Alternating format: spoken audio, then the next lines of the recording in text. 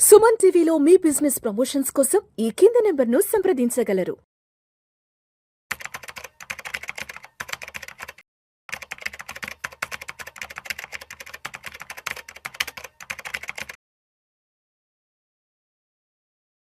నమస్తే, welcome to Suman TV. నేను విష్ణు. ప్రస్తుతంతో పాటు certified financial planner doctor Bachchu Anil Kumar గారు ఉన్నారు. సార్తో మాట్లాడదాం.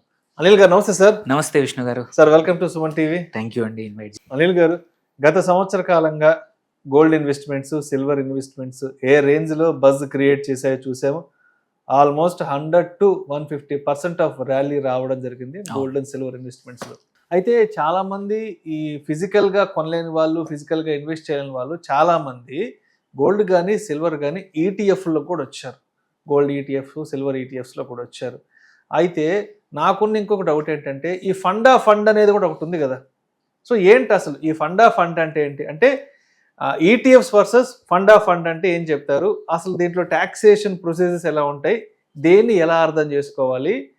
ఈ ఈటీఎఫ్ ఇన్వెస్ట్మెంట్స్ అనేది ఎవరికి సూట్ అవుతాయి? ఈ ఫండ్ ఇన్వెస్ట్మెంట్స్ అనేవి ఎవరికి సూట్ అవుతాయి? అసలు వెరీ ఇంపార్టెంట్ క్వశ్చన్ అండి. అందరూ ఏంటంటే ఈ ఫిజికల్ గోల్డ్కి, ఫిజికల్ సిల్వర్కి ఆల్టర్నేట్గా ఈటీఎఫ్స్లో, అది గోల్డ్ అండ్ సిల్వర్ ఈటీఎఫ్ కానీ అట్లాగే ఫండ్స్లో పెట్టుకోమని అడ్వైజ్ ఇచ్చారు. అండ్ అవి కూడా హ్యూజ్ ఇన్వెస్ట్మెంట్స్ ఈ రెండు కేటగిరీల్లో వచ్చాయి.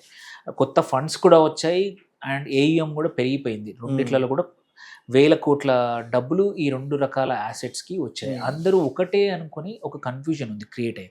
బట్ రెండు ఒకటి కాదు, రెండు కొంచెం డిఫరెన్స్ ఉంది. ఆ డిఫరెన్స్ ఏంటి? ట్యాక్సేషన్లో ఉంది, రిటర్న్స్లో ఉంది, ఎక్స్పెన్స్లో ఉంది, అండ్ ఎవరికి సూటబిలిటీ కూడా తేడా ఉందన్నమాట. అది ఈ వీడియోలో తెలుసుకుందాం. ఫస్ట్ థింగ్ ఏంటంటే ఈటీఎఫ్స్, అది గోల్డ్ కావచ్చు, సిల్వర్ కావచ్చు, అవేంటంటే డైరెక్ట్గా నువ్వు డీమ్యాట్ అనేది కంపల్సరీ అవసరం నీకు. అండర్లయింగ్ సెక్యూరిటీ ఏంటి? గోల్డ్ ఈటీఎఫ్ అయితే గోల్డ్, సిల్వర్ అయితే సిల్వర్, ఆల్రెడీ ఆ ఫండ్ హౌస్ ఇన్వెస్ట్ చేసి ఇంకో దగ్గర స్టోర్ చేసి ఉంటుంది అనమాట. అండ్ ఇది డైరెక్ట్ డీమ్యాట్ ద్వారా కొనడం, అమ్మడం చేస్తావు.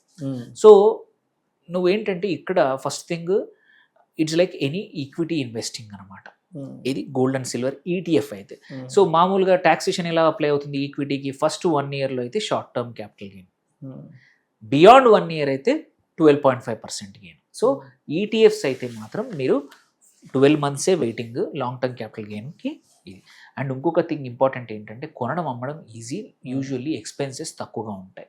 అండ్ సెటిల్మెంట్ అనేది ఎనీ స్టాక్స్ లాగా ఈక్విటీ సెటిల్మెంటే ఫాస్ట్గా అయిపోతుంది.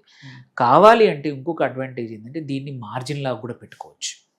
నువ్వు డీమ్యాట్ ద్వారా ఈటీఎఫ్స్ కొంటాం కాబట్టి, కంపల్సరీ అవసరం కాబట్టి, నువ్వు ఏవైనా నువ్వు లెట్స్ ఒక 1 కోటి రూపాయలు పెట్టి బంగారం కొన్నావు, 20 లక్షలు పెట్టి బంగారం ఈటీఎఫ్ కొన్నావు అనుకోండి, ఆ 20 లక్షల్ని మార్జిన్ లాగా వాడుకొని టెంపరీగా ట్రేడ్ చేసుకోవడానికి కానీ వాటికి కూడా ఉండే అవకాశం ఉంది ఈటీఎఫ్ ద్వారా. సో ఇది ఇటువైపు ఈటీఎఫ్స్. మరి దెన్ ఫండ్స్ అనేది ఒకటి ఉంది. అవి కూడా క్వైట్ కామన్. అక్కడ ఈటీఎఫ్ ఫండ్స్ అంటారు. ఆ కన్ఫ్యూజన్ అందరికీ ఉంది. అరే అది ఈటీఎఫ్, ఇందులో కూడా పేరులో ఈటీఎఫే ఉంది కదా అని. ఫండ్ ఏంటంటే సేమ్ మ్యూచువల్ ఫండ్, వాళ్ళు ఈటీఎఫ్స్లో ఇన్వెస్ట్ చేస్తారు. ఫస్ట్ కేసులోనేమో నీ పేరు మీద నీ డీమ్యాట్ ద్వారా నువ్వే డైరెక్ట్గా ఈటీఎఫ్లు కొంటున్నావు. సెకండ్ కేసులో నువ్వు డీమ్యాట్ అవసరం లేదు, కంపల్సరీ డీమ్యాట్ అవసరం లేకుండా ఒక మ్యూచువల్ ఫండ్ స్కీమ్లో ఇన్వెస్ట్ చేస్తున్నావు. ఇక్కడ నీ పాన్ కార్డ్ కానీ, ఇక్కడ నీ డీమ్యాట్లో ఎటువంటి ట్రేడ్స్ జరగట్లేదు. నీ తరపున ఆ ఫండ్ మేనేజర్ కొనడం అమ్మడం చేస్తూ ఉన్నాడు. సో కొంచెం అడిషనల్ కాస్ట్ అయితే ఇలాగ ఉంటుంది. కాకపోతే అడ్వాంటేజెస్ కూడా, కొన్ని రకాల అడ్వాంటేజెస్ ఏంటంటే, ఆటోమేట్ చేయొచ్చు ఇన్వెస్ట్మెంట్ని. ప్రతి మంత్ నువ్వు ఈక్విటీ మ్యూచువల్ ఫండ్లో కానీ హైబ్రిడ్ మ్యూచువల్ ఫండ్లో మన ఎస్ఐపి ద్వారా ఇన్వెస్ట్ చేస్తాం. ఎవరికైతే డబ్బులు ఒకేసారి గోల్డ్ అండ్ సిల్వర్లో ఇన్వెస్ట్ చేయడం కష్టం ఉందో వాళ్ళకి ఎస్ఐపి ద్వారా ఇన్వెస్ట్ చేయాలంటే funds better. Every month 5,000, every month 10,000 కానీ 20,000 ఏదైతే అమౌంట్ అనుకుంటామో అది నువ్వు బ్యాంక్ అకౌంట్ నుంచి ఆటోమేటిక్గా ఈ ఫండ్కి వెళ్ళడానికి ఈజీగా ఉంటుంది. బట్ అదే ఈటీఎఫ్లో ఆ పాసిబిలిటీ లేదు. నువ్వు ప్రతిసారి డబ్బులు ట్రాన్స్ఫర్ చేసి ఆ ఈటీఎఫ్లు కొనుక్కోవడం అనేది నువ్వు చేయాల్సి ఉంటుంది. సో అదొక అడ్వాంటేజ్. సో సెకండ్ థింగ్ ఏంటంటే, ట్యాక్సేషన్ మరి ఏంటి అని అడుగుతాం. ఇది వెన్ కంపేర్ టు ఈటీఎఫ్స్. ఇక్కడ గోల్డ్ అండ్ సిల్వర్ అనేది డెట్ లాగా చూస్తారు, ఈక్విటీ లాగా చూడరు మ్యూచువల్ ఫండ్ కేసులో. సో అప్పుడేంటి 24 months అనేది short term capital gain. So minimum 22 సంవత్సరాలు ఉంచుకోవాలి. ఇది long term capital gain 12.5% apply కావాలంటే. సో అక్కడైతే 1 year ఏది డైరెక్ట్ ఈటీఎఫ్ అయితే అదే ఫండ్ ఆఫ్ ఫండ్ అయితే 2 years ఉంచుకోవాలి. సో ఇంకొక మేజర్ థింగ్ ఏంటంటే కొంచెం ఎక్స్పెన్స్ రేషియో ఎక్కువ ఉంటుంది, ఎందుకంటే ఫండ్ మేనేజర్ ఎక్స్పెన్సెస్ ఉంటాయి, అటు ఈటీఎఫ్ ఎక్స్పెన్సెస్ ఉంటాయి. But at the same time ఇక్కడ ఫ్రీక్వెంట్ సెల్లింగ్ అంటూ ఉండదు కాబట్టి కొంచెమే తేడా ఉంటుంది, మరీ హ్యూజ్ డిఫరెన్స్ ఉండదు. అండ్ మేనేజ్మెంట్ ఫీజు ఉన్నా ఉన్నా కానీ లెస్ దెన్ ఐ థింక్ రెండింటికి మధ్యలో ఒక 0.5 to 0.6% కన్నా ఎక్కువ తేడా ఉండదు.